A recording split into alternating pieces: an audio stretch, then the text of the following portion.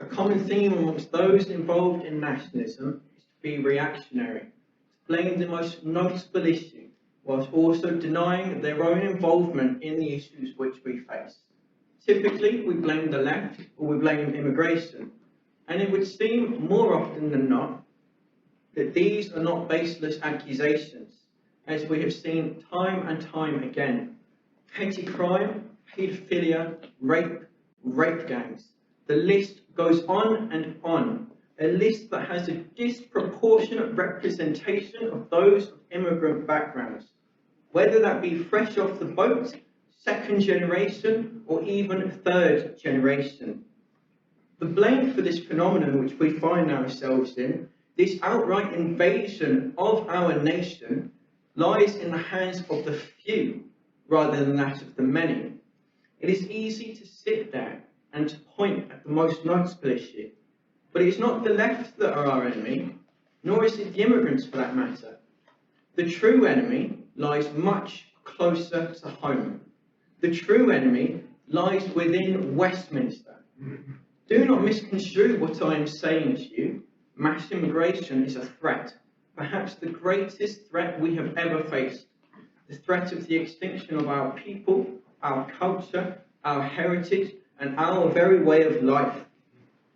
But it is a betrayal by those who see themselves as above us rather than beside us. They do not see us as brothers and sisters, they do not see us as kin. They see us as cattle, lives to be traded and inevitably tossed aside. We are peasants to them as they live their lives of hedonism, gluttony, and greed.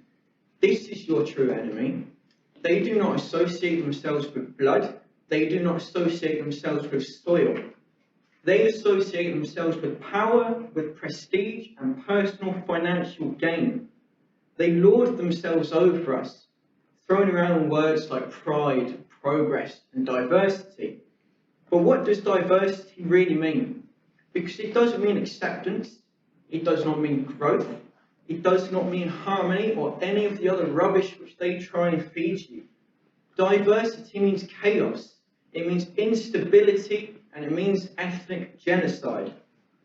Diversity for us, but not for them, while they are in their countryside manors and walled estates. It is us that face the repercussions. This is our fight, our struggle, and it is our war. This is what diversity means. You know it, I know it, and they know it too. When they say pride, pride in what? Because it's not pride in one's own people, nor is it pride in one's own heritage, nor culture, nor history. As to them, this is the greatest crime of all. As a people who are proud in themselves cannot be walked over, they cannot be crushed, they cannot be suppressed. A people who have pride in themselves is an unstoppable force, and this is why they do not want it. To them, pride means something different. It means the promotion of a cult of pride that is forced on the education system and it is pushed on us through every form of media. They want men addressed as women to read your children's stories in school.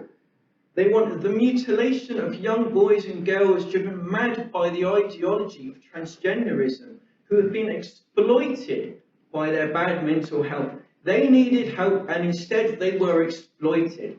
They are our people and they have been punished by the government. They even want to extend this to primary school children, so that kids aged 7 and 8 can now wear dresses, without their parents' permission, by the way. And you're not allowed to say anything either. This is what they mean by pride. This is what they force upon us, and this is what they force upon our children. It is they and they alone who are responsible for the moral decadence which now plagues our society. But to this I say one thing: over my dead body will my child or any of your children grow up in a world like this. You can blame the Jews, you can blame the World Economic Forum, Islam, immigration, the left, and perhaps it's all of them, perhaps it's none of them. But the only reason why any of these groups have any power is because the government gives them this power. They are slaves to international finance. They will do what money tells them to do, because a true government serves the nation, and in return, the nation serves the government. This is what harmony actually is. And what of progress? What is progress? Because it's not GDP, it's not Turkish barbers, nor is it kebab shops. They have sold the lie of progress as the suppression of our people. This is not progress. True progress means stability, it means the advancement of our people, and it means creating a better future for all of our children. And the last time I checked, this did not involve rape gangs, this did not involve moral decadence, and it most certainly did not involve becoming a minority in our own country. And now for the left, which might call me a communist for this one, but we're seeing. The powers that be love to play us against the left. They tell us that they are the enemy and that they are responsible for all the issues which we face. They are trying to turn us against our own blood. But the left aren't responsible for mass immigration. They are not responsible for the rape gangs, and nor are they responsible for the cult of pride. They are all victims of it. But they supported it, I'm sure some of you are thinking, and yes, they did. But they supported it because of the propaganda that told them to do it. The government, and even if they didn't support it, it would have happened anyway. The government has shown time and time again, they do not need your support to do something. They will do it anyway. Even if the left did not support them, it would have happened.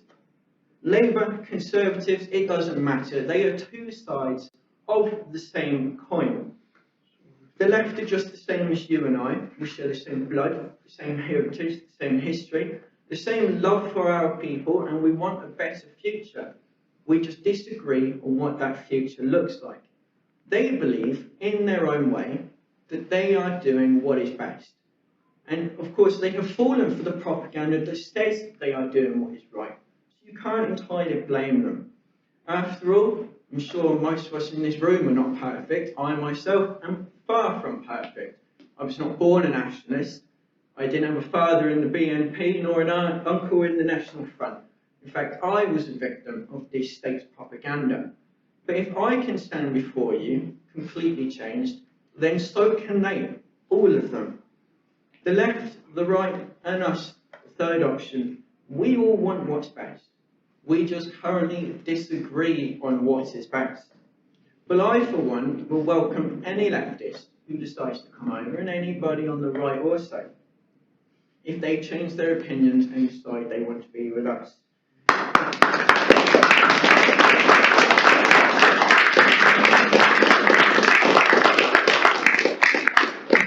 If we are to disavow everybody with a past, with different opinions, or past decisions we do not agree with, then we will have to disavow over half of this country. Without the majority, we will never have unity, and without unity, we will never have victory. What matters is that they accept their mistakes and decide to fight for a better future.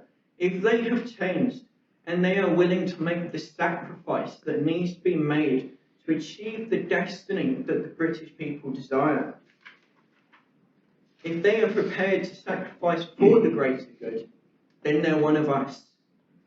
They are not your enemy. Perhaps at times they can be a hindrance. Portsmouth branch, we've run into this quite a few times now. But they are not your enemy.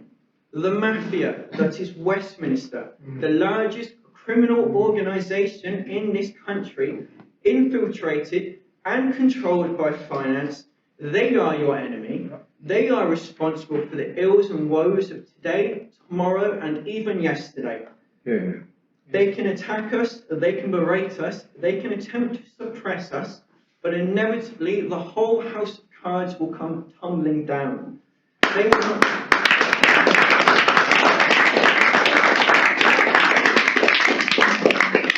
will not succeed, they will not beat us, we will win. Because they have forgotten the fundamental difference between us and the people that they flood into our country, and that is our blood. Because our blood is in these hills, our blood is in this soil, our blood and the blood of those who came before us. Our blood is this country, and this country is our blood. Thank you.